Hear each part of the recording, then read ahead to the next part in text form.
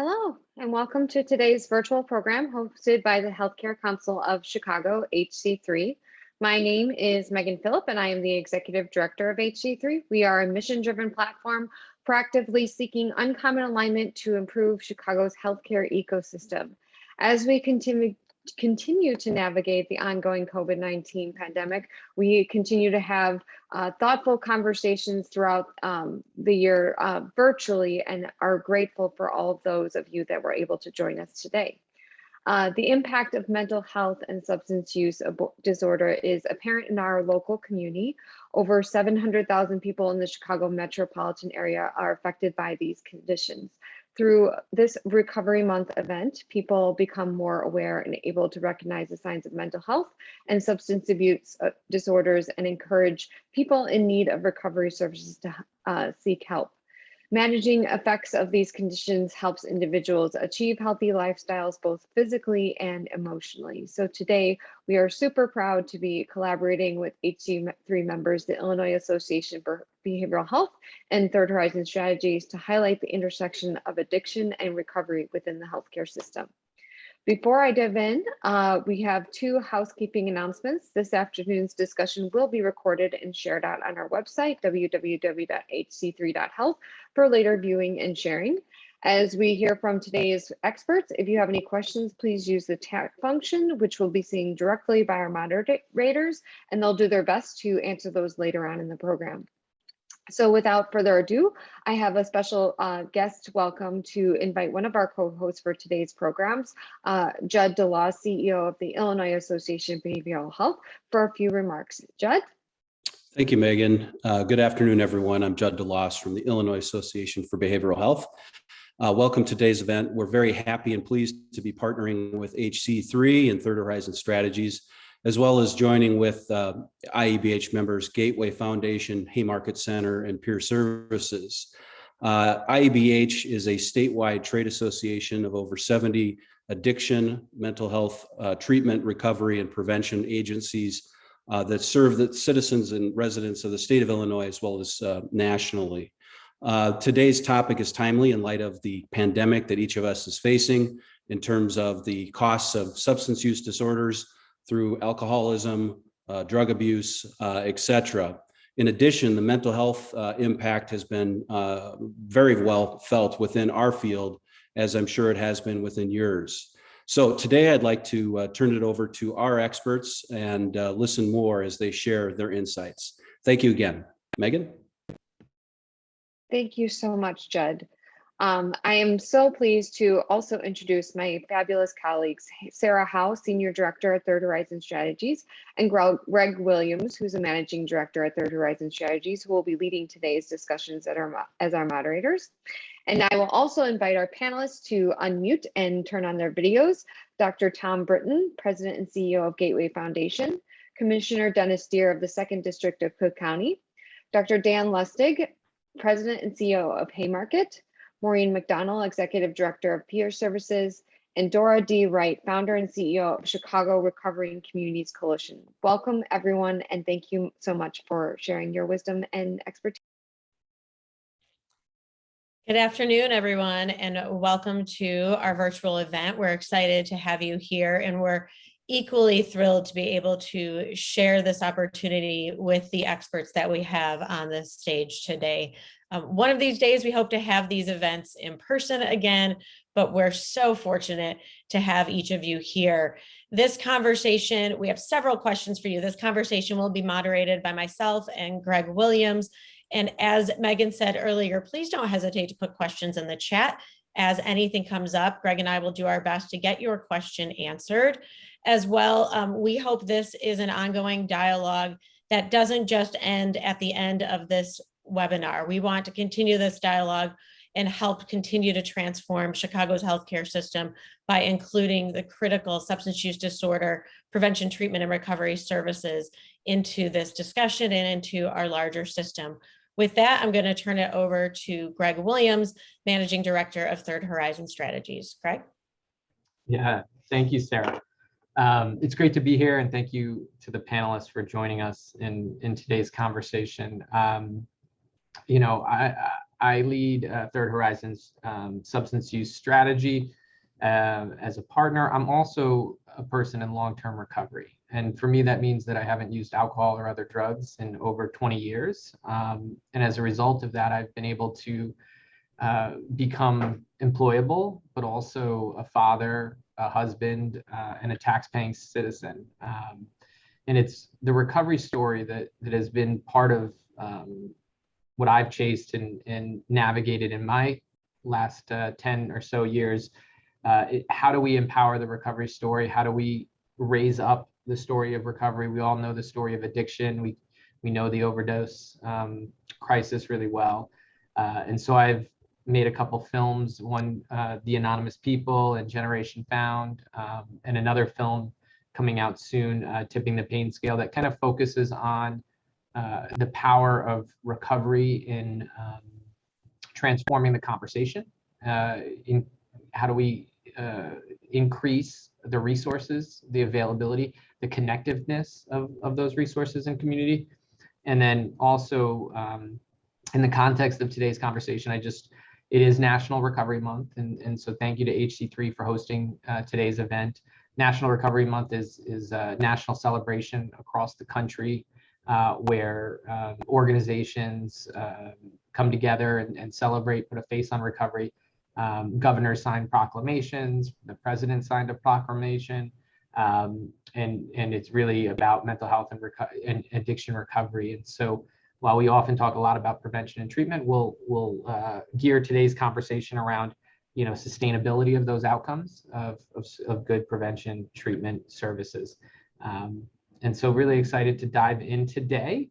And so with that, I just wanted to have all of our presenters, rather than Sarah or I introducing them, wanted all of our presenters to provide you a little background of themselves and their work and the context for what brings them to today's conversation. So with that, I will turn it over to our presenters to introduce themselves, and then the presenter will follow after that.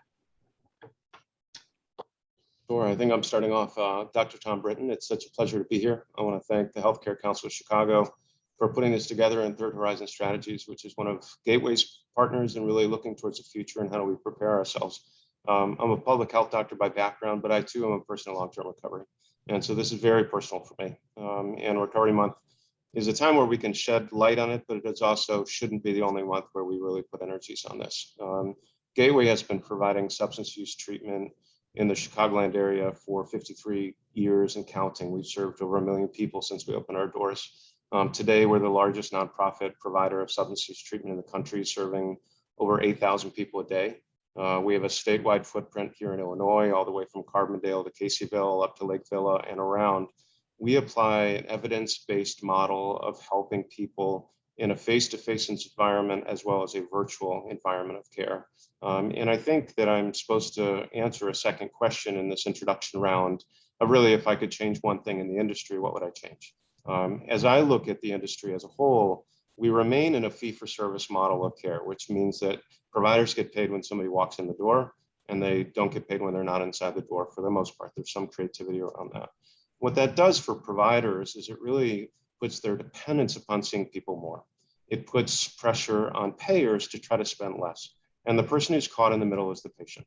If I could change one thing, it would really be moving towards recognition that substance use is a chronic disease that left untreated kills people.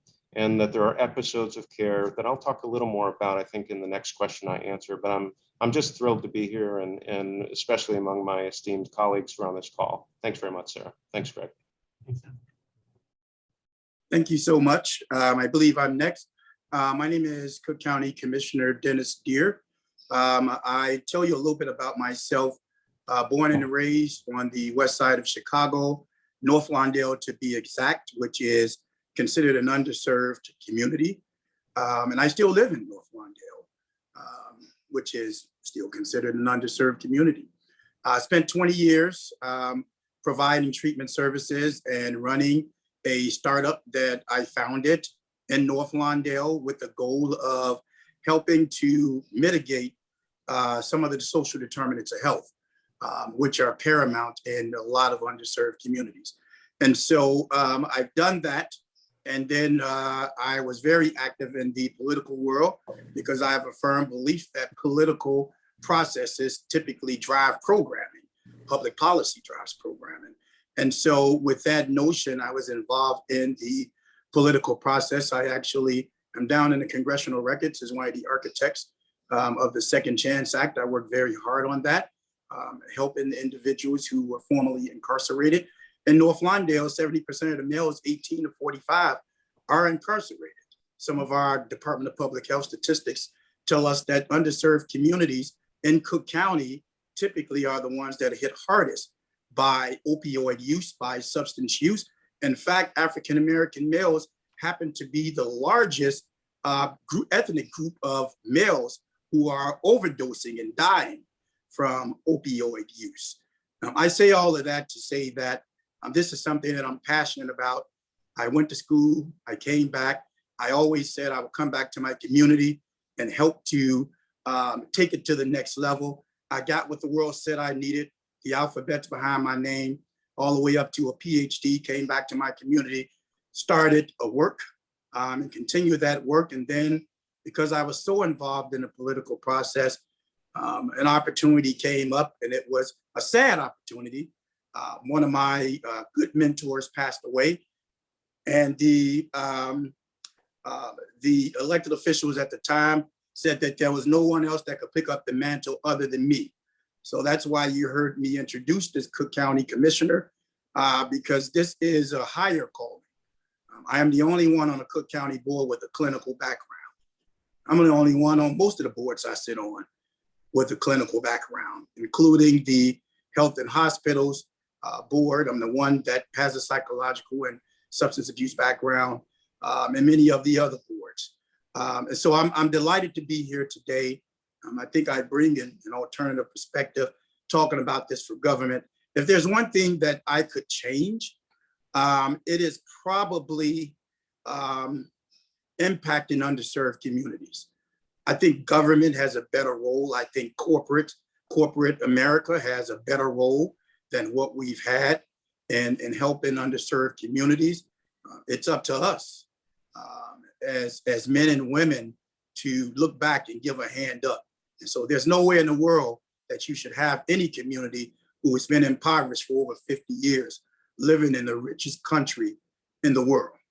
And so my goal and what I like to see change is that we have a substantial impact on helping underserved communities, give them access to better health care, meet those social determinants of health, which I typically have changed the name of that. I call them social factors of health, because nothing determines anything but us. But I'll get off my soapbox. Thank you for being here. It is a blessing and a privilege to be able to speak. Good morning. I'm Dr. Dan Lustig. I'm the president and CEO of Haymarket Center. I want to take an opportunity to thank the Healthcare Council and Third Horizons for bringing conversations like this to the surface, because, you know, oftentimes, even though we've been in the middle of a pandemic, bending the needle has been such a project for all of us. And so thank you guys for, and all of you around this table, for really coming together and trying to speak the truth on such a critical matter. Briefly about Haymarket Center, we are a substance abuse and mental health treatment facility. We've been around for 46 years in Chicago's West Side.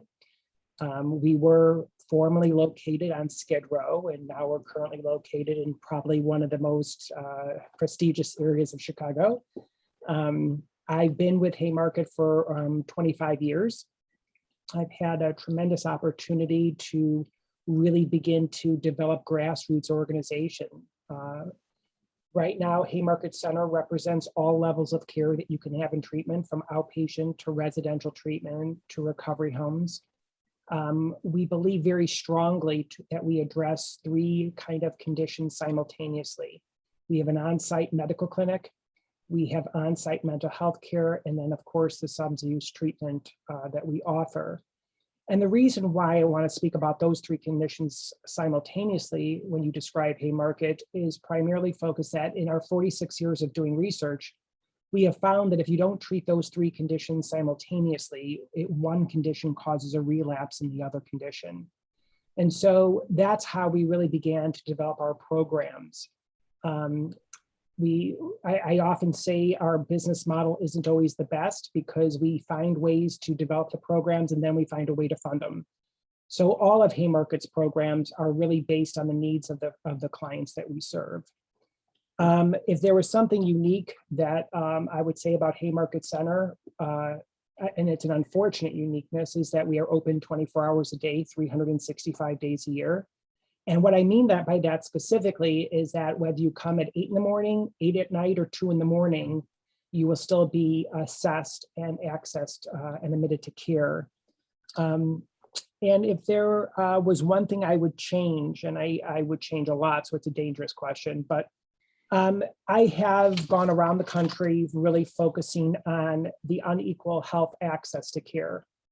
When you look at the population we serve, we all serve collectively, the level of inappropriate healthcare to this population is not only killing people, but it's actually impacting previous and next generations. And that's what's really, really dangerous about all of this, because one of my colleagues on here talked about we're one of the wealthiest countries.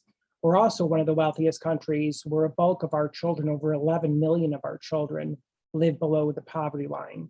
And so when you're not being able to treat all of these conditions that we're talking about today, it will impact our next generation. And we really need to come together and really start talking about what adequate healthcare is about, and then being able to fund adequate healthcare.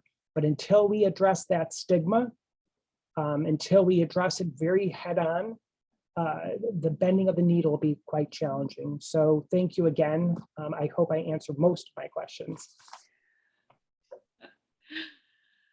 Good afternoon, everyone. I am following next, my colleagues here. My name is Maureen McDonald. I'm the Executive Director at Peer Services. We're the nonprofit community-focused prevention and treatment center serving Evanston, the surrounding northern suburbs, and the northern neighborhoods in Chicago. And I want to echo our thanks to the Healthcare Council and Third Horizon Strategies and everyone on the panel for coming together for this conversation. We have spent, in normal times, we spend a lot of time just trying to take care of business one day to the next. And certainly the last 18 months has been an extraordinary journey. And so I appreciate the opportunity to take a step back. So Peer Services, pre-COVID, we serve about 1,100 people a year in treatment. So we're quite a bit smaller than our colleagues on this panel. But over 90% of our clients are low income. And so a lot of people are surprised to hear that there are that many low income people in the northern suburbs, but I can attest to that.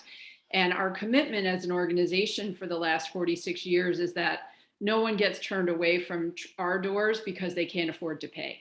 And so as a result, we spend a lot of time fundraising to make good on that, right? So, at the same time, we do a lot of prevention work in the schools in our area, trying to prevent the onset and help teens and their families decide to delay use because that's just better. All the research in our field says the later, the better.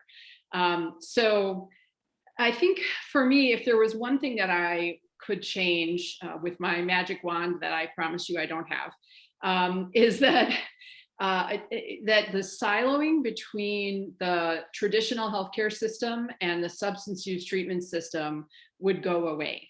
Addiction, substance use treatment problems are a major factor in illness and people's difficulty in recovery, complications with other medications, all kinds of problems that bounce back into the healthcare system. But because our organizations, our services, and our system are so siloed from healthcare and payer systems, we can't address those in partnership with you. And I'll talk a little bit more later about some partnerships we've done in healthcare that we think are making a difference. But that is what I would change. Passing on, I think, to Dora. Hi, I'm Dora Dantzler-Wright, and I'm the founder and CEO of Chicago Recovering Communities Coalition, the first recovery community coalition or first recovery community organization in Illinois. After working 25 years or so in the treatment sector, I found that one of the gaps in services, being a person in long-term recovery, was where do families go? Where do children go? And the big disparities in services. We provide recovery support services beyond the treatment door to people seeking recovery or in recovery from mental illness and substance use disorders. And if it was one thing that I could change with our now system, is that I would speed up the process and what we are doing now. For so long, we've treated this illness like it was an acute thing. You get some treatment and it's done. What happens to you after that? Where do you go?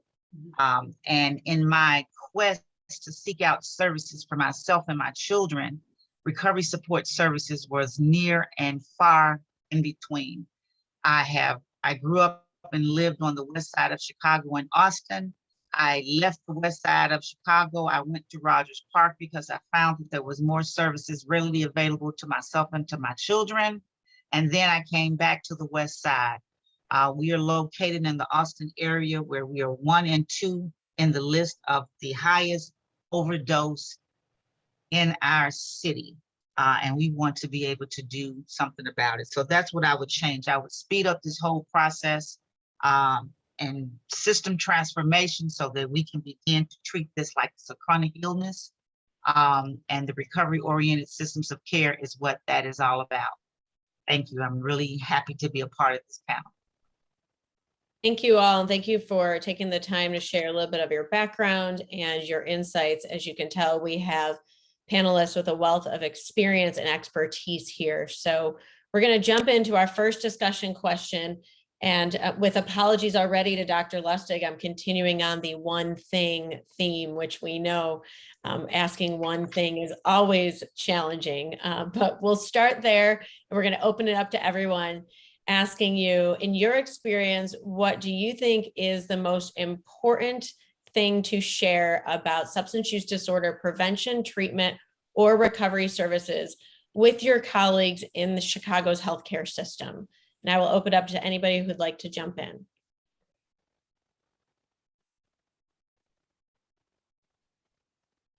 I think the one thing I would share, and it's a very simple concept that's talked about for a long time, is that treatment works. If you were to begin to take a look in addressing substance use disorders in a comprehensive way, where a person has access to immediate care, you will find that our outcomes, the medical outcomes for substance use disorders, actually fall in line with other kind of chronic healthcare conditions.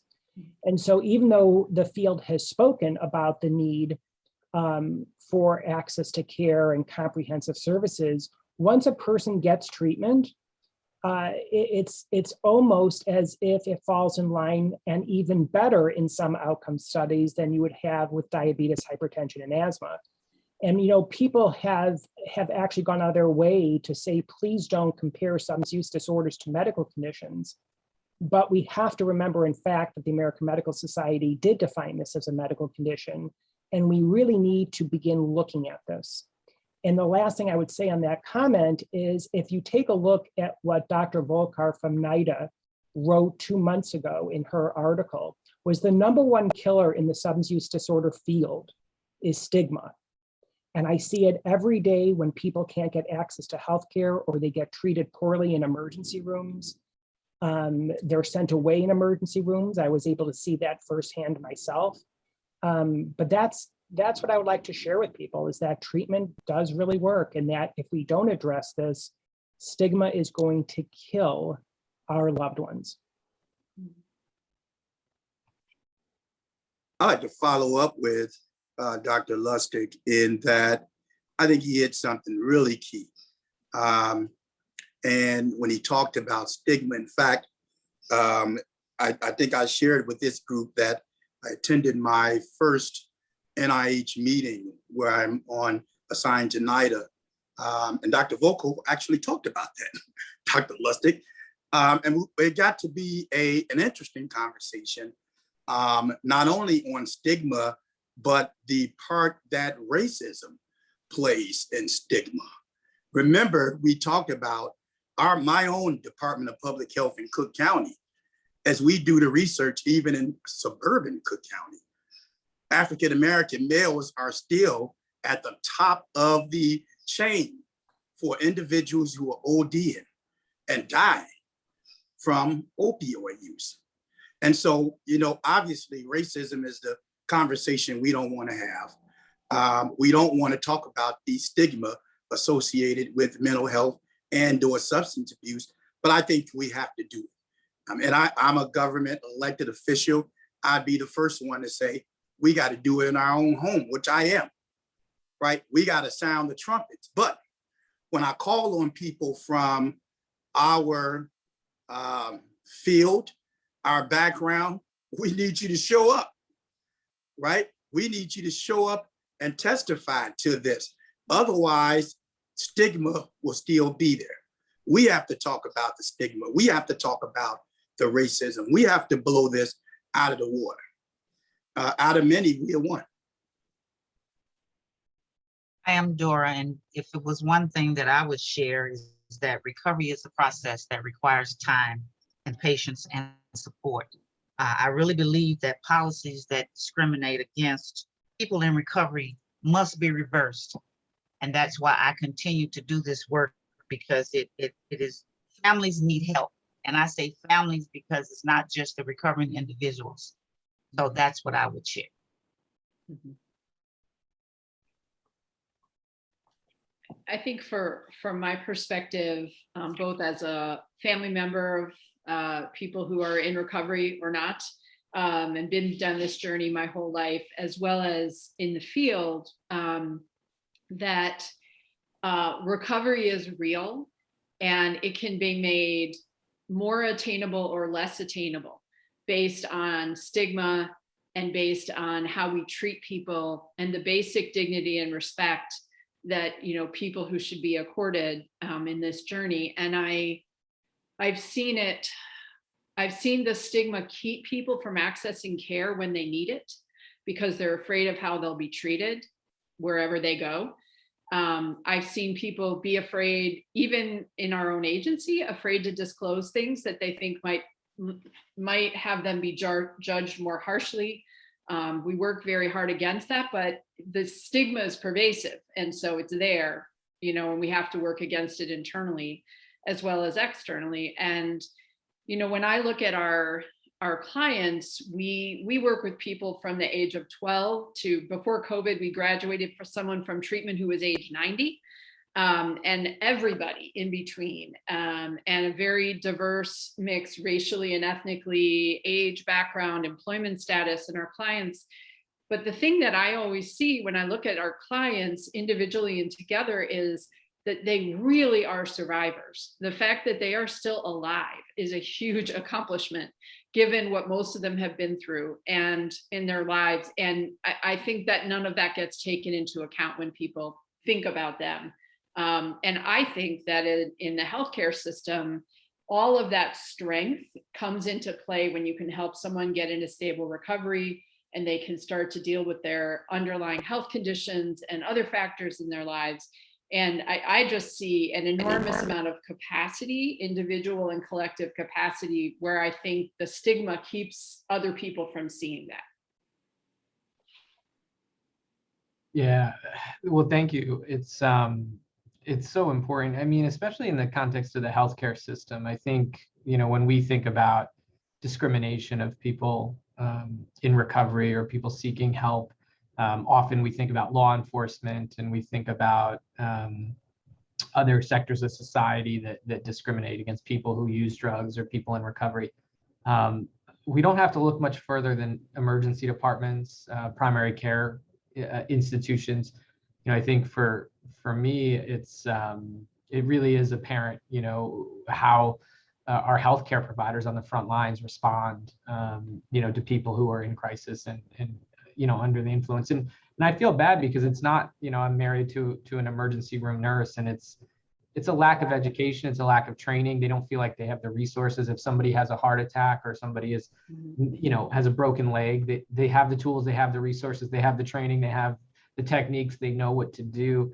they don't know where to begin other than, strapping somebody to a bed and putting them in a hallway. Like they really don't. And I think there's so much we need to do in terms of building the connectiveness between kind of our crisis stabilization responses to this issue and the rest of healthcare, and also the primary care responses, in outpatient, primary care, urgent care settings.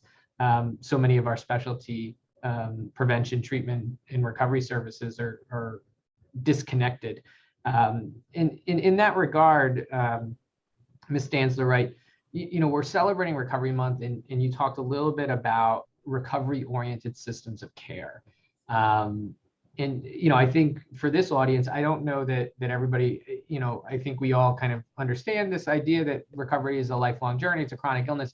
But from a system standpoint, what does it mean for the Chicago health system, the Chicago land area to become recovery oriented and actually, move beyond this idea of organized community resources to support recovery for individuals and their families in the community broader than someone's clinical needs? Well, first, I would like to say we are not in competition. We need to come together. We need to link together. We need to have collaborations with the services that we share.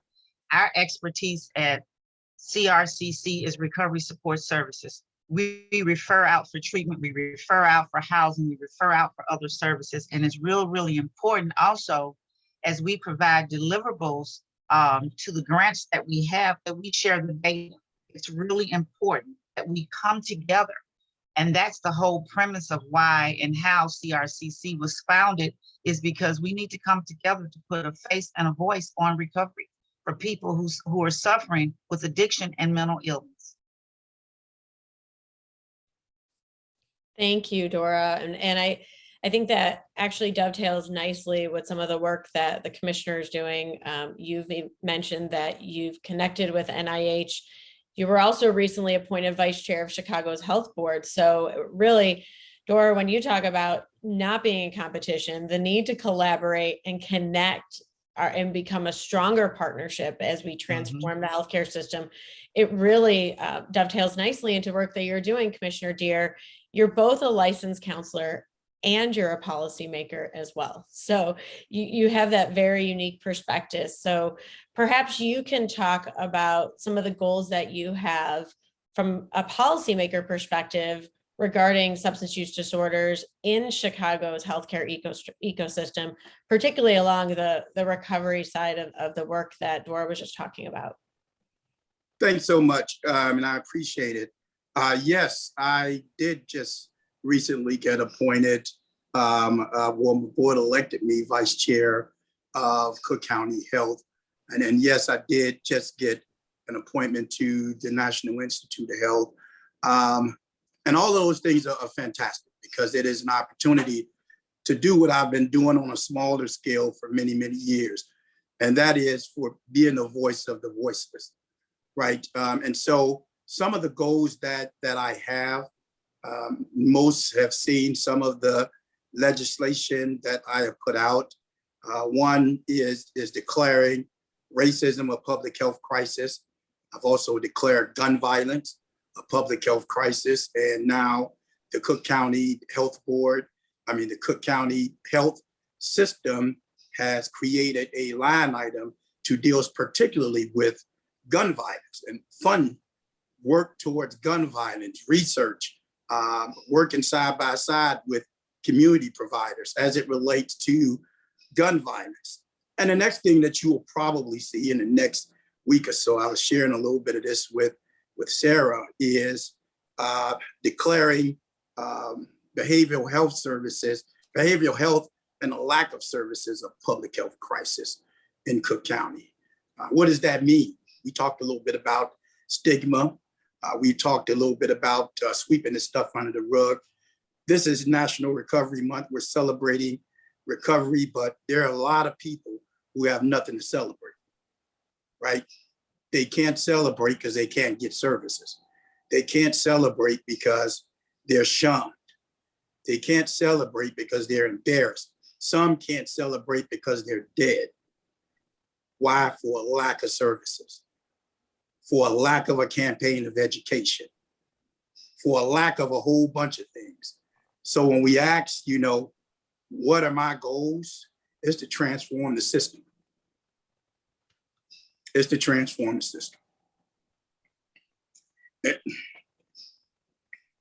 Thank you, Commissioner Deere. I get emotional about this. I live in Lawndale. I've seen the people laid out on the street, OD. I do some work at an organization called Lawndale Christian Legal Center, where we're working with emerging adults. And some of these gentlemen have the same issue. So access to adequate health services, dealing with those social determinants of health, the food insecurities, etc. We have to transform the system. And I can't do it alone. It takes all of us. This is a fight. And we ain't gonna win it today, tomorrow, maybe not next week, but we will win. Because we have to get to the point, and I'm talking to everybody that's on the call who are providers. We got to get sick and tired of being sick and tired. This ain't a job for me.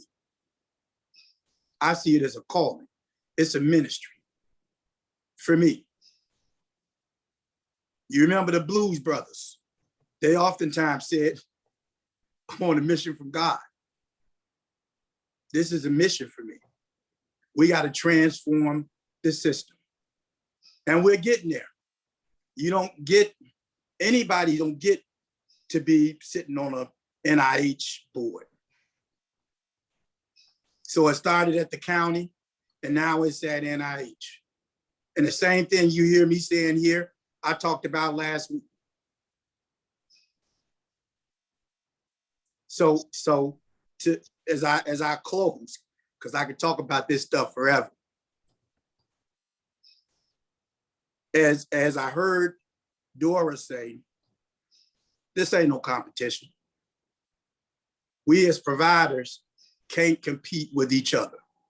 We're all in this together because people in government see all the providers just alike. It's not one versus the other. Larger providers, I'm gonna say this to you on the call. This is part of transforming the system. Be a mentor. We have to have mentor-protege relationships. If you got a smaller provider, usher them in, show them the ropes. You can't do it all. Those smaller providers are the ones that are inside the community. They're inside the nitty-gritty places that some other people may not get to. Let's establish those relationships. Now, you don't hear many elected officials talking like me. I'm different. But that's how we're going to transform the system. Thank you. Well, thank you for that. It's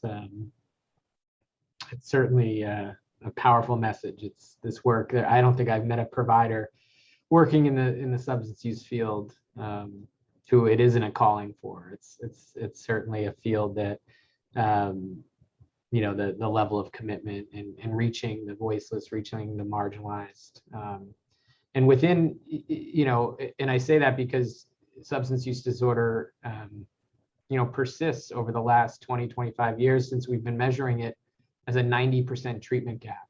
We still are basically not meeting 90% of the need in our communities nationwide. And within that, we have even further subsets of populations who are more disproportionately impacted, and moms and babies have really been hit hard over the last few years. And Dr. Lustig, Haymarket Center has a unique program, the Maternity Objectives Management Program. Can you share a little bit about that program and its impact in the community? Absolutely, thank you. And Dora smiled because she also helped to work in that program. So thank you, Dora.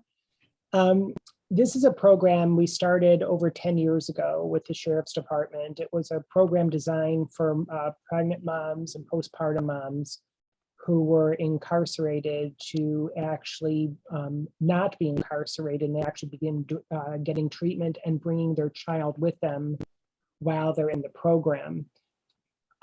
Many of those patients had profound trauma histories, trauma that most probably people won't even recognize, but it was really about healing and treating the family. We learned 10 years ago that it's just not mom and child in this program. It was also dad, significant other, and partners. And so that program, which had really strong outcomes, whether it came to child attachment, whether it came for many moms being the first time and having the criminal justice involvement with them, having a judge involved with them, having probation officers involved with them, let alone having a child and all of the stressors and pressures that came with that. And oftentimes, one of the biggest risk factors that many of these women faced was returning home. And if you could just think about that for a second, it's quite startling. And so with the MOMS program, it actually gave birth, so to speak, to our fatherhood program. We were one of the first agencies in the country to get a fatherhood grant. And we took this as an opportunity to do family-based treatment. So this was treating not just mom and child, but also significant other, whether they had a substance use disorder or not, as well as any child under the age of 18 that was in mom's custody that have problems with school, that have problems with relationships, that have problems with anything that they need. So it really was about treating the entire family into healing from a substance use condition.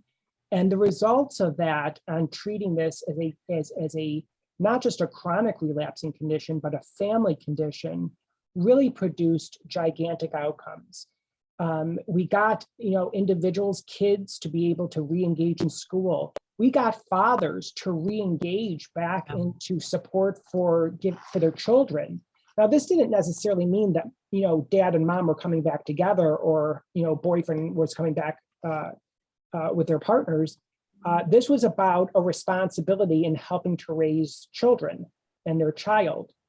And so we got fathers back into the lives to pay back child support back to the state, and really began to form a healthy family environment. And the staff in that program, many of you spoke about this earlier, this was a calling, this was a passion. These were individuals who either had lived experiences that helped to further the outcomes. But we really began to demonstrate that if you truly treat substance use disorders in a comprehensive manner, the outcomes wasn't just about healing mom, it was about making sure that the attachments to their children were appropriate. It was about them learning how to have healthy relationships. And there's nothing more powerful than that. So many of our women who were involved in this program really didn't know how to have healthy relationships. And on the other side of this, we also learned in our fatherhood program that was attached to this, that many of our fathers didn't even know how to be fathers. And so when you brought all of that together, it was very, very powerful. And I'm very, very happy that even today, despite the lack of funding and that the grant ended, we still carry that program and we still have that program because we saw the huge benefits to it. Very, very exciting.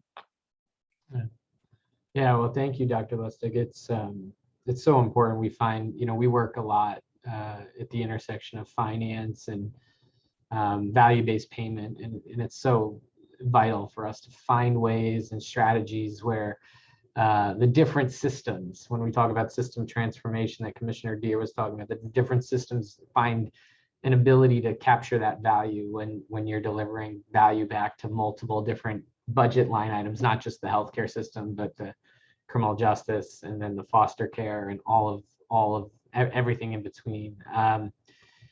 And I have a question. My next question for Dr. Britton.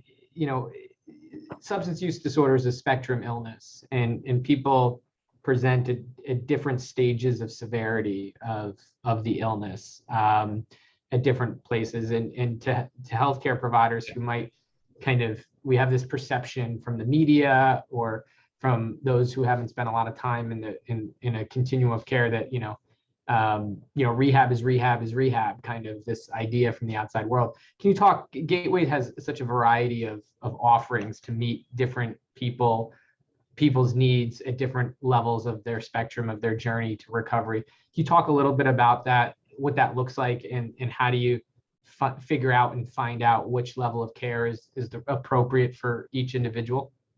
Sure. And, I think it starts to mirror too what other people have talked about is we live and work in an extremely fragmented system that is not integrated. And the disease of addiction, and I believe very strongly in the disease model, because as we track treatment, intervention, response, and really the individual, it is a lifelong process that attacks the body in many different ways.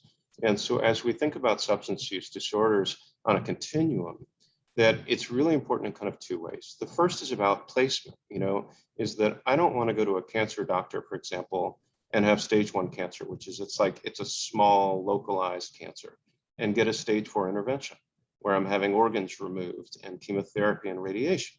That at the same time, I don't want to go with stage 4 cancer and really get a wait and see, change your diet approach.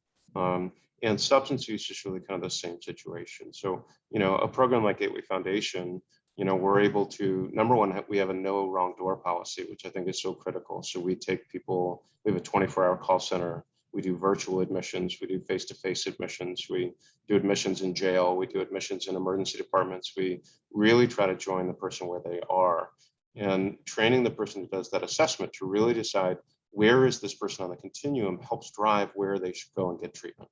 And the reality is that there's been a migration of treatment over the past 10 to 15 years that went from really residential-based care because we didn't have enough evidence-based interventions to treat them in the community, whereas now we can treat more people in the community. And that's better for the patient, it's better for the person, it's better for the family.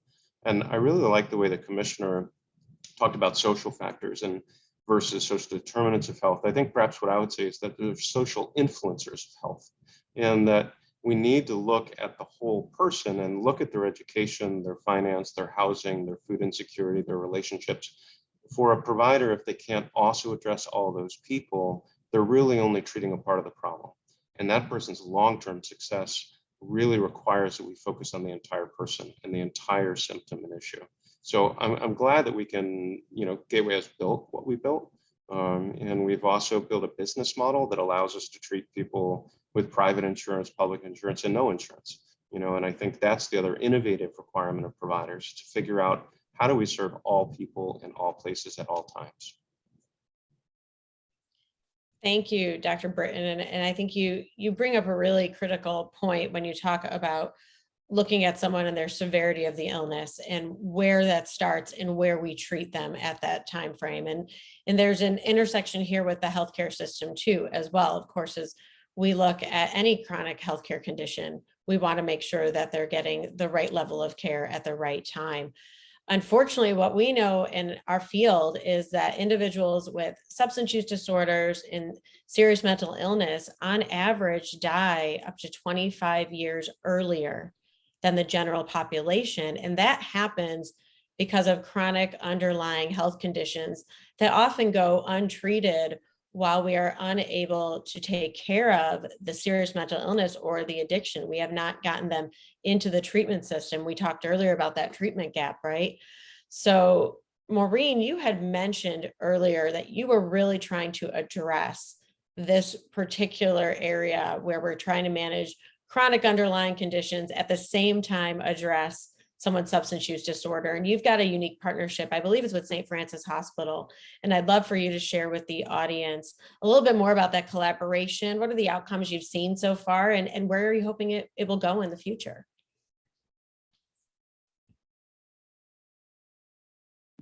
Sorry, Zoom error. Thank you, Sarah. When we sit in our kind of space in the northern suburbs, northern neighborhoods of Chicago and think about, okay, here are the ways that people come to us for treatment, and we're happy to serve them. We will always be here to serve them.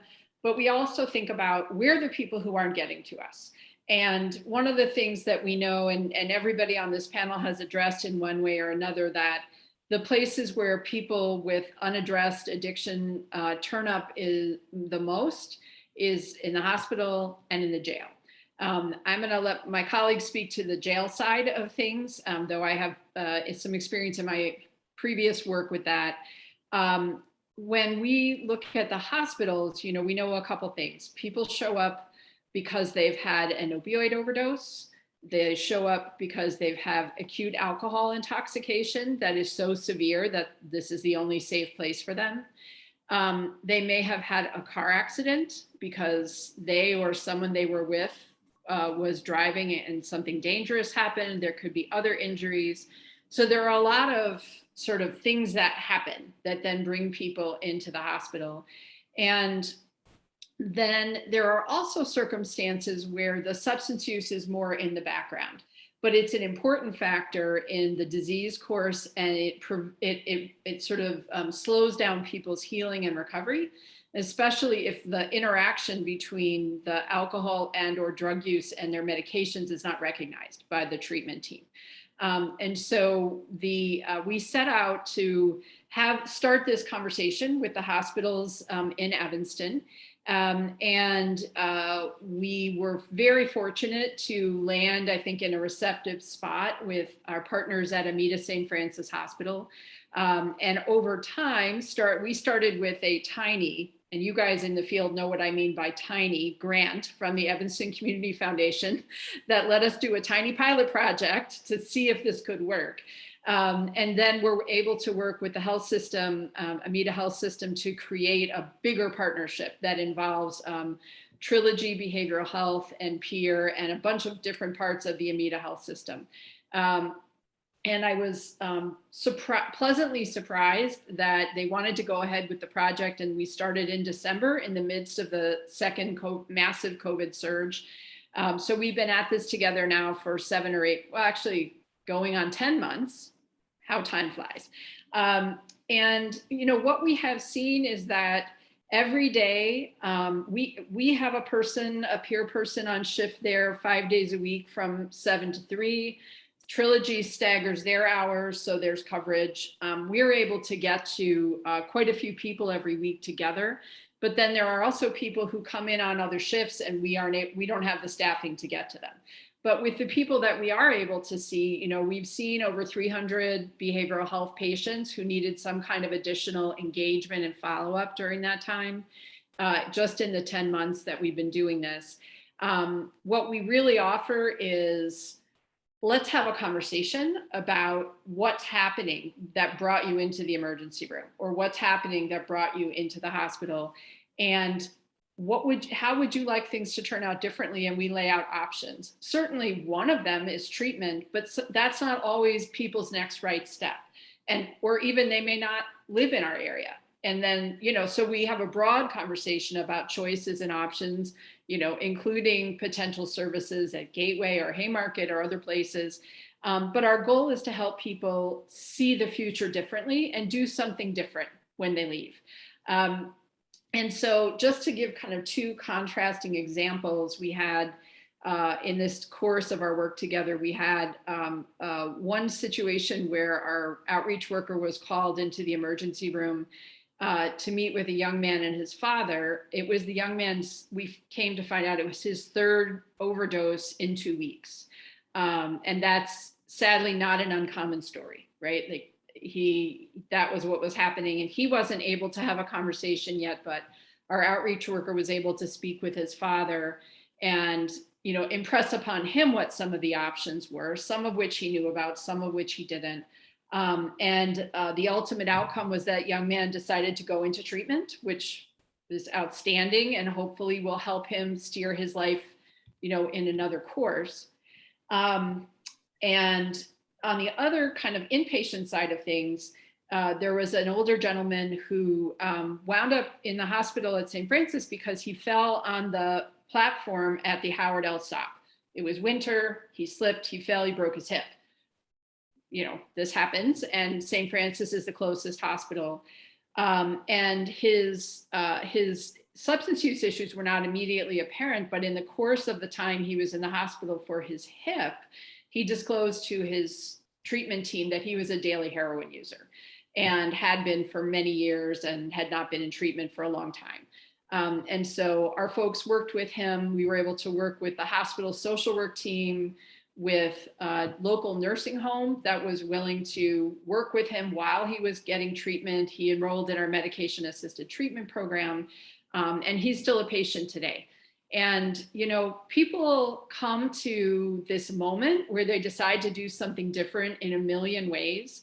And I think the moment of recognition when you're in an emergency department or in the hospital, when that was not what you planned or what your plan for your life was, or even your day, provides people with a moment, but we have to be there to meet that moment. And so the last thing I want to say is that projects like ours should not be an exception, right? These should not be one-off projects that providers work out with hospitals or health systems that are dependent on grants. This should be a systematic, consistent intervention throughout the healthcare system in Illinois.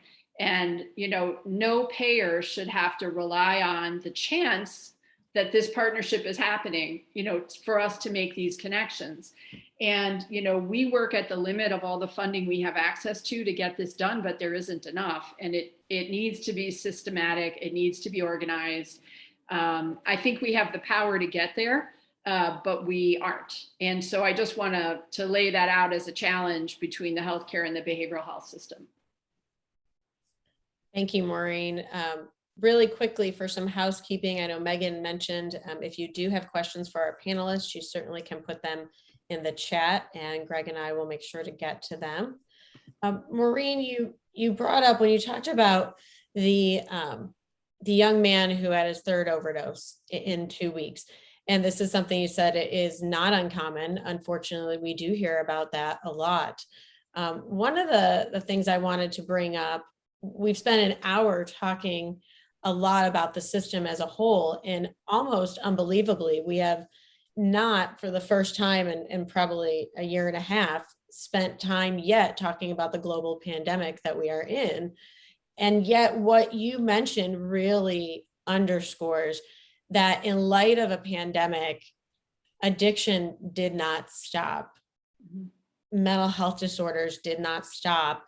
In fact, we still see increasing overdoses. We've, of course, seen increased suicides. And I wanted to ask and invite any of our panelists to talk really briefly about, in the past year and a half, how the global COVID pandemic has impacted the SUD system, specifically what you've seen, and if there's any connectivity we can talk about here with the Chicago healthcare system, who's obviously also stretched while they're managing a pandemic. What are maybe some lessons learned that we can glean from this? So I will open it up to any of the panelists.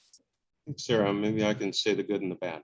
You know, I think on the hard side, overdoses went up. You know, the severity of illness went up, the co-occurring medical disease went up, and the provider community managing COVID in a safe way is really, really hard. We're seeing lower rates of vaccination among the people that we treat at Gateway, for example. I think that all of us have banded together to innovate dramatically.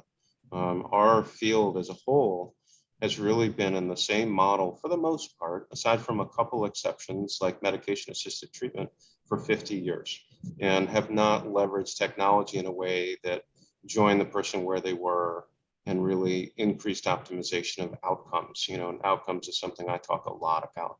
And, you know, so we, within a week of the pandemic starting last year, shifted 1,500 patients that were in outpatient care who had been coming in physically to virtual sessions that looked very similar to what they had before.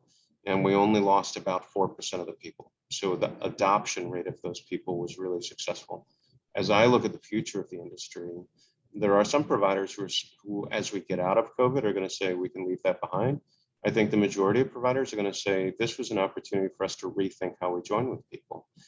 If I think about our programs on the west side of Chicago, We have one on Independence and Taylor, for example. I've got people that live a mile away that it's not safe for them to go to our facility because of where they live and the alliances in between those two facilities. If now we can reach that person using a video-based technology, suddenly their access to care goes up dramatically. So for that part, I'm excited about the future.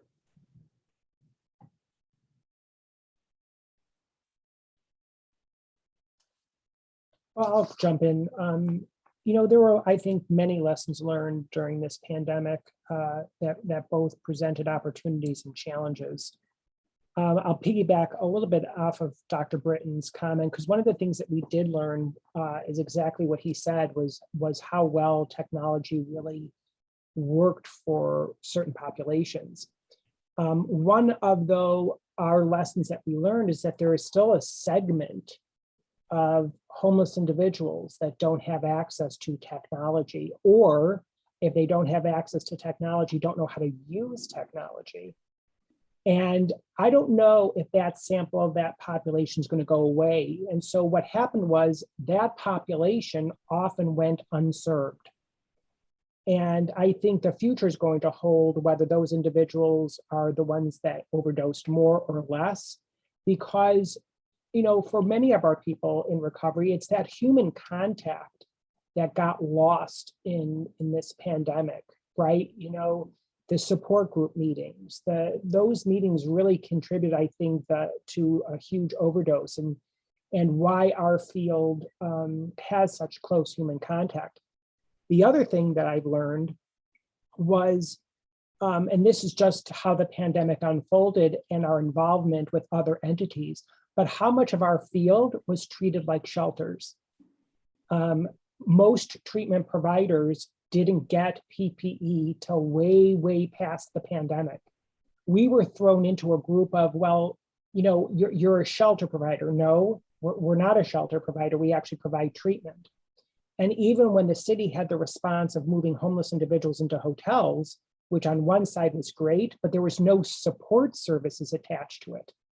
And so, if you ever wanted to see the continuation of our field being discriminated against, I think this pandemic really did it.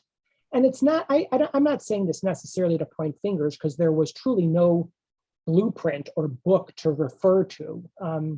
But it was startling where substance use providers were so much of an afterthought in this pandemic that it worries me for the future and any future large-scale health pandemics, is how our field is treated and how our field is looked at.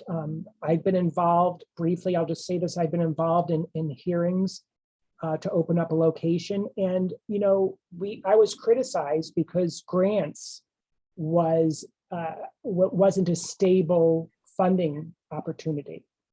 And it made me reflect on the fact that that's what our field basically lives on, is grants. And I agree, grants is not a way to deliver care. But unfortunately, unlike other entities like the medical care and to a certain degree mental health, we live and die by grants. And that certainly should not be taking place. We should be moved onto a financial platform that actually feeds our system so that we can respond to pandemics. We can respond to the things that Maureen spoke about. I can't tell you, we have a very similar program to what Maureen spoke about, and it's groundbreaking. And it's only groundbreaking because it's helping people where they're at. And that should never be funded by a grant. Mm-hmm. It shouldn't be funded by a grant. We should have a way, a funding mechanism to help support these programs. And here's a little bit of a fun fact, and then I'm going to stop and get off my soapbox. There are actually Medicaid billing codes that are available to mental health and primary care that's not available to substance abuse treatment. Mm-hmm. And so if you didn't hear any of us talk, or you have a perception about stigma or not stigma, just take a real hard look at our billing codes for our field and how we are treated. Maureen's program is providing a life-saving intervention. and it's treated and funded by a grant. I'll stop there because you might have to turn my video off. Sorry. Anybody else wanted to weigh in? All I can say is well said. I think, Dan, man, I need to take you on a road with me. That Yep. I have not heard that in a while. That is good. That is good stuff. The association with the pandemic, and quite frankly, you know, yes, you got that side of it, but there's a whole nother side of the pandemic that, you know, use went up, right? And I'm talking about people that weren't using started using. Mm-hmm. I mean, I did a little Likert scale with some of my friends just for fun, and 90% of them started drinking. And of course, since marijuana is legal, they start smoking. Mm-hmm. Right? So, but there is a discrimination and stigma factor that goes across the board. And it didn't just start. It's been going on for a long time. And so that's where that piece has to be transformed. We got to transform that we got to go into these codes and we got to do something about it. So, you know, I think that's where this group comes in at, in part, and some other groups. You know, we have to come together on this to make some systemic change, to make sure that not only do our programs that are doing this fantastic work survive, but that the end user is able to get the services that they need. So thank you all. Heck, I've gotten an education being on this panel. You know, most call me an expert, but you know, thank you all, because I've gotten great information from each of you. Yeah, it's with, you know, the piece around reimbursement and you know, it's not just the codes, it's the rates. I mean, the rates, you know, that most Medicaid plans across the country, including Illinois, pay for this life-saving, you know, treatment and recovery support services is appalling. And I mean, just case an example, like Virginia, they went on an experiment. They quadrupled the rates for office-based opioid treatment about 3 or 4 years ago in their Medicaid plan. They doubled the size of the workforce. I mean, it's really not rocket science when we talk about workforce shortages and our ability to meet the need and the capacity. And then on the other side, we get to analyze claims data in the state of Illinois, the Medicaid plan. It's no surprise. This is the most costly illness, one of the most costly illnesses, if you extrapolate it against the size and scope of who it impacts, and the gravity of who it impacts. So the economics, I think, in everything that everybody said, the economics are there, and it really comes back to this full circle conversation around, you know, stigma and also, you know, how do we create the political will to change some of these things, and in broader sense, how do you get the community of individuals in recovery, their families and their allies to come together and you know, start to elect people who will fight for improved rates, who will fight for increased workforces, who will fight for system transformation. And so, you know, really all one thing leads to another. But I really thank everybody, you know, for joining today. And we wanted to give one round of kind of closing remarks or reflections before we pause the recording for the afternoon. So maybe Maureen, I'll kick it up to you first. Sure. Thanks so much, Greg, and everyone for your thoughtful comments, and Dan for your shout out about our program. Thank you. You know, every day in this field is an adventure, and the last 18 months were, I think, more of an adventure than any of us ever imagined we would work through and live through.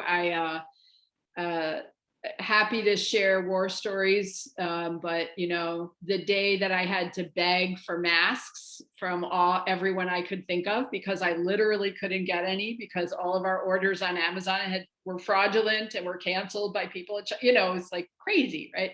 And the day I had to buy hand sanitizer from a distillery because they were the only ones that had any, and then we're offering medication assisted treatment every day in person, and we needed hand sanitizer, and then on the other side of things, we saw people make resources available that, it's like a constant effort to just keep track of. And, I want to thank our colleagues at Blue Cross for a really instrumental grant that allowed us to buy cell phones for our staff and our homeless clients so that they could keep in touch better and actually do telehealth, because otherwise we couldn't do it. There's been so much that's happened that sometimes I think it's hard to know like which things to take forward and how to not forget about some of those other things, because there were just so many. One thing that we haven't talked a lot today that I do want to mention that really defined our experience of the last 18 months, though, was all the events around George Floyd's murder and the subsequent events in the community. And this was a process for all of us that we're still going through. But the initial shock in what happened in May and the following events in June, our clients came forward and talked about their experiences in policing and incarceration in a way that they never had before. And for us, it really shaped our view of these events as independent sources of trauma, and how we then respond to our clients, how we make it clear that it's okay to talk about this here. How do you take control over what you can take control over now? Because that's a lot of what treatment and recovery is about. And we're nowhere near, I think, the end of figuring out how this needs to change treatment, but almost everybody in any of our programs has been arrested or had an interaction with a school safety officer or, some other law enforcement activity that has impacted the course of their illness and their recovery. And I think we just need to keep that in mind as we think about future partnerships between healthcare and our field. It's not a social determinant in the same way we think about social determinants, but it's certainly a social factor. Like, this has to become part of our framework going forward. So I'll end with that. Thank you, Maureen. Dora, do you have any closing thoughts for us? I do. I just want to say that recovery benefits individuals and their families. It definitely brings relief to communities, and it improves public health, and it reduces the burdens of taxes. Our community was not prepared for a pandemic. Our recovery support services expanded to boots on the ground and being in line at the local food pantries, passing out PPE equipment. And what happened there, somebody saw us boots on the ground, because we noticed that every other person did not have masks, did not have gloves. And that's what we did. And it made an impact in the community because the needs of the community changed. People needed food. People needed to be protected. The recovery community was definitely devastated because it is a social support program. Those are the 12-step programs, and they interact together. Compounded by the already existing health issues, a large number of recovering people died during this pandemic. So we have work to do. Relapse increased, mental health, hospitalizations, and things were just over the top. So I know that what we're doing and what we're talking about will definitely make a difference. Well, thanks. Thank you so much. Thank you for the work that you do. Dr. Lustig? Thank you. I just want to end with how powerful a group like this and a conversation like this is. The Healthcare Council and Third Horizons for forming this helps to create a social diffusion model where people are beginning to talk about these issues. And for all of us around here who've been to Washington fighting for this field and fighting for additional money, if you don't think conversations like this matter, how is it that the federal government was able to dump $10 billion into this field this past year? $10 billion was dropped into mental health and substance use disorders. So it matters. That one part shows you by having conversations like this, by talking to people that treatment works, by trying to go after and improve the environment of our children has generational effects just by having conversations like this. So thank you a lot. Thank you. Thank you. And we need to get that money out of the state governments onto the ground as quickly as possible. Don't get me started. Don't get me started. Well, I just, the federal We need to get us started. Well, it's great that the federal government and Congress appropriated the money, but we have some systemic transformation to do so that money reaches the ground and impacts people's lives in an expedited way. Dr. Britton, closing thoughts. And there's so much we could say, isn't there? I think the first thing I would say is that I believe in recovery because I'm an example of it. Me sitting here instead of being in prison or being dead is a testament to what can happen. And I'm here because somebody reached out to their hand to me and I took it. And I'm so grateful for that. I think on a systems level, it is time that we stop living in a care world, that there are the wealthy who can get access to treatment immediately and as much as they want. There are the commercially insured patients who can get good treatment, not as much as they want, but they can get it. And then there are those living in poverty who have almost no access to treatment. And it is especially the people of color in inner city communities that are dealing not just with addiction, but with trauma and violence. And we need to take a collective effort that we will not satisfy, we won't stand by for that anymore, that it is time for us to create true change and systemic change. And it can't go with the administrations. It can't be up and down based on who's holding office, that we need it to be a consistent and concerted effort. Thank you. Thank you, Dr. Britton. And Commissioner Deere. I think it's certainly already been well said.